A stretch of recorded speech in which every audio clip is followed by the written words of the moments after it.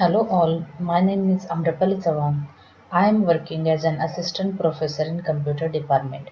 Today we will discuss about processes in operating system. First we will see process concept. So an operating system executes a variety of programs like batch system, jobs and time shared system. They execute the user program or task. So books uses the terms job and processes almost the interchangeably. So process is a program in execution and process execution must progress in sequential fashion. A process includes program counter, stack, data section and heap. So there may be multiple processes associated with single program, data, heap and stack. These sections vary. For example, multiple web browsers running. So this is a diagram of two-state process model. Here you can see the process may be in one of the two states. First state is running state and second is not running state. So when the process enter into the system, it is in not running state. Then when it dispatched, it is in running state. Then again, if it is in pause state, then again it is in not running state. So this is the state transition diagram. The process states, as the process executes, it changes the states. First state is new, the process is being created, then running when the instructions are being executed, then waiting state.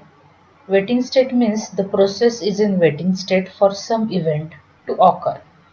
Then ready state, the process is waiting to be assigned to a process. So it is in ready state. Last state is terminated. So the process has finished the execution, then it is in terminated state. This is the diagram of process state. You can see this is new state when process enters into the system.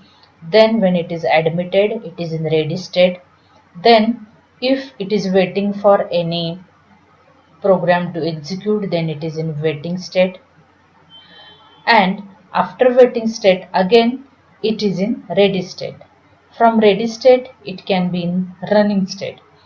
After completion or execution of program, it will in terminated state.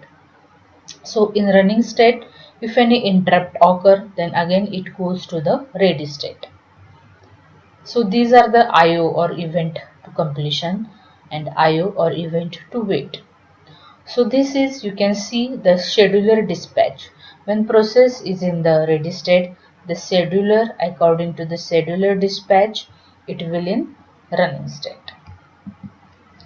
So reasons for process suspension. First reason is swapping.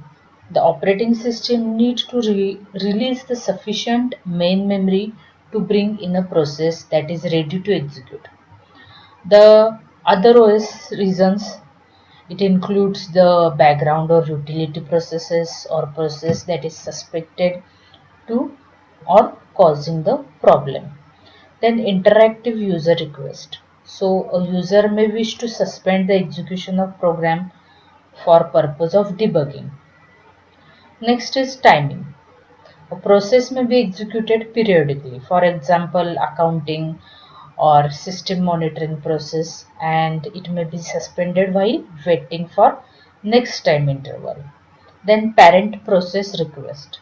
A parent process may wish to suspend execution of a descendant to examine or modify the suspended process or to coordinate the activity of various descendants. Next is process control block. So the information associated with each process, it includes process state, program counter, CPU registers, CPU scheduling information, memory management information, accounting information and IO status information. So all these contents include in process control block. So here you can see the process control block structure, process state, process number, program counter, registers, memory limits. list of open files. So or this is includes in process control block. In process scheduling, the objective of multiprogramming is to have some process running all the times to maximize CPU utilization, while the objective of time sharing is to switch the CPU among the processes so that each user can interact with each program while it is running. The process scheduler selects the process from set of available processes for program execution among the CPU. Process scheduling queues. First is job queue. This is the set of all processes in the system. Ready queue. It is a set of processes residing in main memory, ready and waiting to execute.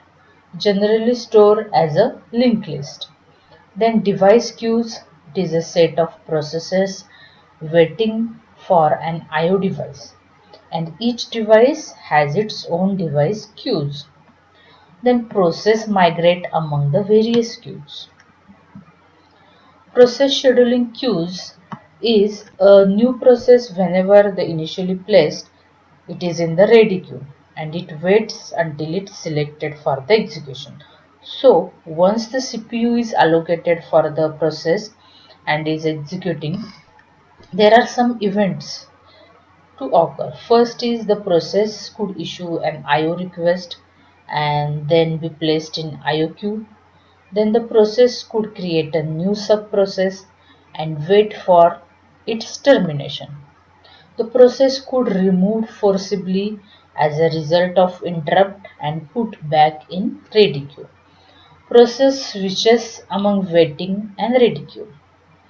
When process terminate, it removes from the queue, PCB and resource deallocated.